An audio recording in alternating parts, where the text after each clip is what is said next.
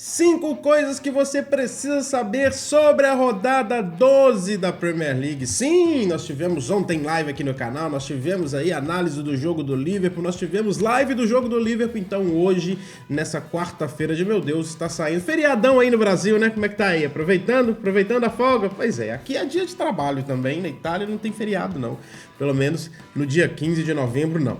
Mas estamos aqui para falar sobre 5 coisas que você precisa saber sobre a rodada 12 da Premier League. Antes de mais nada, aqui embaixo, ó, se inscreve no canal, já deixa o seu like, ativa o sininho, você sabe que isso é aquele mantra que sempre ajuda esse canal, sempre faz isso ir para frente, como a gente sempre fala com vocês. Estamos aqui para falar sobre coisas que a gente achou importante nessa rodada, né? Coisas que a gente achou assim que, poxa, se destacaram e tal, e também pra você ter um panorama em geral de mais ou menos o que a gente achou disso tudo. Mas vamos lá, para iniciar aqui nós temos a primeira coisa a dizer é o seguinte: o Wolverhampton e Tottenham, a primeira coisa que a gente tem para dizer, os Wolves têm o jogo com maior liderança, esse jogo foi o jogo com maior liderança da Premier League de um time que não venceu, até os 87 minutos quando entra o Sarabia, o Wolves vai até os 90, né? O Tottenham vai até os 90 vencendo, e o Wolves tem também o Sarabia como o jogador com mais impacto na história da Premier League. Ele entra aos 87 e faz o gol do empate e dá assistência para a vitória do Wolves. Jogo muito difícil para o Tottenham lá no Molineux. Passa mais uma vez sobre aquelas dores das lesões, tudo aquilo que a gente sabe que tá pesando ali pro time do Ange Postecoglou, e a luta agora é para tentar administrar aquela gordura, que nem é uma gordura propriamente dita em termos de liderança, porque já não é líder já há algumas rodadas, há 2 rodadas pelo menos, mas é uma gordura no sentido de estar no bloco da frente. Ele abriu uma gordura muito grande, começa agora a cair, já está em 4º lugar, e a luta para permanecer nesse lugar até que venham os retornos dos lesionados. Temos aí Maddison, temos aí Van de Ven para falar os 2 principais, porque a gente tem muitos desfalques, são 10 pelo menos no time do Tottenham. A segunda coisa que a gente tem para dizer é sobre Sean Dyche.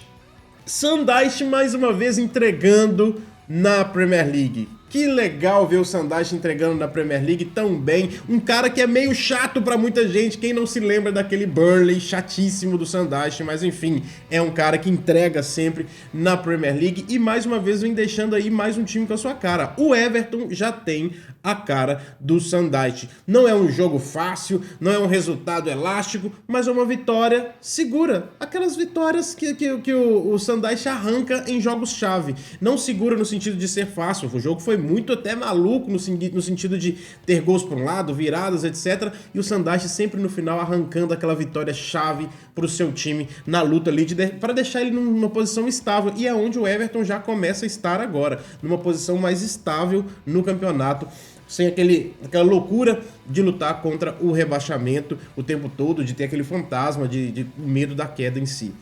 O Everton tá ali já no meio de tabela, começa a se estabelecer e jogar no Goodison Park vai ser cada vez mais difícil. Esse uniforme do Everton cinza não é um uniforme feio não, hein? Convenhamos, não é um uniforme feio não. E o Crystal Palace, por sua vez, também não tem muito do que se lamentar para além da derrota, porque teve a volta do Olise, finalmente, depois de muito tempo. O Eze segue sendo um jogadoraço que fez ali muita coisa nesse resultado de jogo, e é um resultado comum naquele meio de tabela, e o Crystal Palace tem também um time para ficar muito estável no meio de tabela. A terceira coisa que a gente tem para dizer são 13 vitórias, vou repetir para você, 13 vitórias consecutivas do Aston Villa jogando em casa.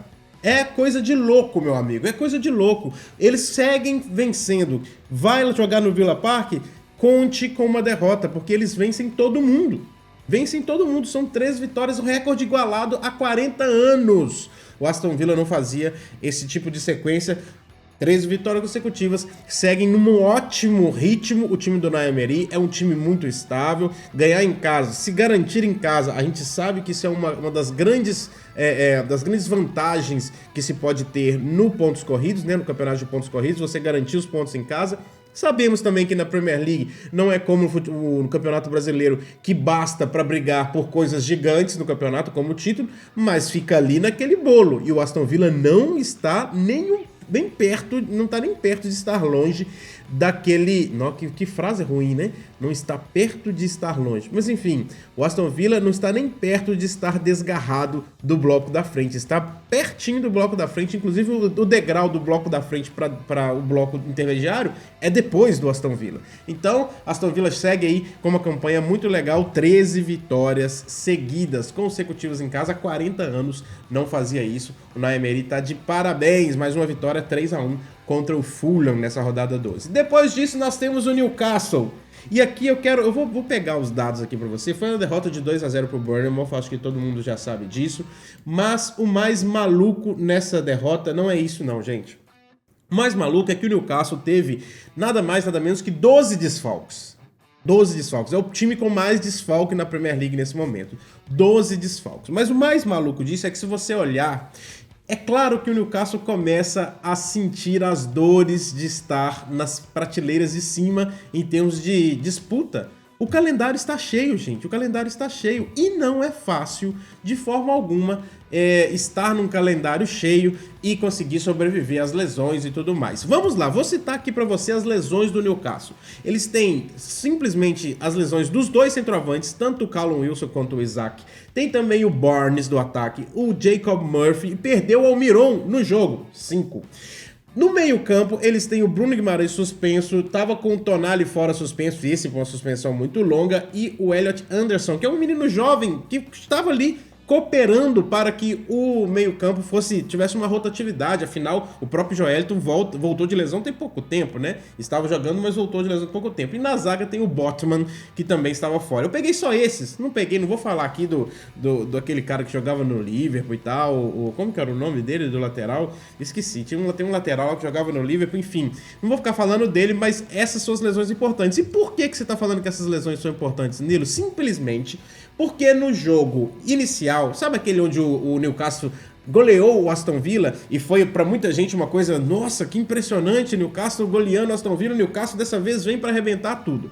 Naquele jogo foi 5-1 para o Newcastle. No 5-1, nós tivemos o Botman com assistência, o Bruno Guimarães jogou aquele jogo, foi titular, inclusive o Tonali fez gol, o Almiron jogou, foi titular naquele jogo, o Isaac fez gol, o Barnes fez gol e deu assistência, o Wilson fez gol, o Murphy deu assistência e o Anderson entrou ali no final do jogo para dar aquela descansada em alguém no meio campo. Todo mundo, todos os 9 que eu citei, jogaram no primeiro jogo do Newcastle na rodada. Nós estamos apenas na 12ª rodada, nós não estamos na metade final do campeonato. Já na 12ª rodada, todo mundo que esteve imensamente envolvido com o resultado de jogo, não tô falando só que entrou e jogou, todo mundo que esteve exatamente envolvido com o resultado do jogo, tem muita gente fora. O Almiron foi mais um que saiu e não é uma boa notícia não, tá, pro Newcastle, porque pode perder muita coisa aí com lesão física e pode ser aí para até depois do Boxing Day. Se for, o bicho pegou para eles, porque o grupo da morte na Champions League tá pedindo a cabeça do Newcastle e a Premier League vai ficando cada vez mais difícil, vai ficando desgarrado do povo da frente e isso a gente sabe que é um desastre. A gente viu o Liverpool na temporada passada. Dito isso, o desfalque de última hora deles foi o próprio Callum Wilson, que foi retirado do time pouco antes ali com a lesão de muscular, né? Lesão muscular. Para finalizar, a gente não pode falar de outra coisa. A segunda vez que eles aparecem aqui no nosso vídeo, Manchester City, mas dessa vez eu coloquei o Chelsea ali escondidinho, porque também merece um destaque, né? Um Chelsea, vamos dizer que é um destaque bônus. Manchester City e Chelsea protagonizaram o melhor jogo da temporada até aqui, 4-4, lá no Stamford Bridge, jogaço, gols e vira, e pênalti, e uma coisa e outra e tal. A grande pergunta é, o Chelsea expôs o City? O City agora sangra? Me desculpe você que estava esperando uma resposta melhor. Eu acho que não. Porque o City, eu acho que ele se assustou em ver um Chelsea que poderia bater de frente com os próprios comandados do Pep Guardiola. Em determinado momento tinha chuva, tinha aquela coisa toda, e o Chelsea com um jogo muito encaixado, algumas peças muito com muita motivação, né? Muito motivadas para jogar contra o ex-clube. Podemos citar aqui duas delas, o Raheem Sterling e o Cole Palmer. É Cole Palmer?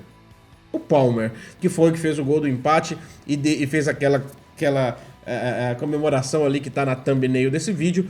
Então teve todos esses fatores e eu achei engraçado uma frase do Guardiola que todo mundo tá repercutindo, né? Quando ele fala pro auxiliar, quando acontece o gol do City, o quarto gol, ele fala, não comemora muito não porque tem muita coisa pra acontecer. Parece que ele tava sentindo o cheiro da merda que tava vindo por aí e uma péssima partida do Rúben Dias, e o Manchester City recebe esse duro golpe logo antes de uma parada de data FIFA, que pode servir tanto para baixar os ânimos como para deixar o Guardiola louco, porque não vai ter os jogadores ali propriamente para trabalhar, afinal vários deles estão espalhados pelo mundo para a data FIFA. E por outro lado, lá na frente, nós vemos o duelo tão almejado por todos e várias pessoas do universo, talvez o jogo mais importante do futebol mundial hoje, em termos de qualidade e de importância para um título. Ah, é o clássico, não sei o que, tudo bem, tem mais aquela mística ali do Real Madrid e Barcelona, mas todo mundo, na verdade, nesse mundo do futebol, quer ver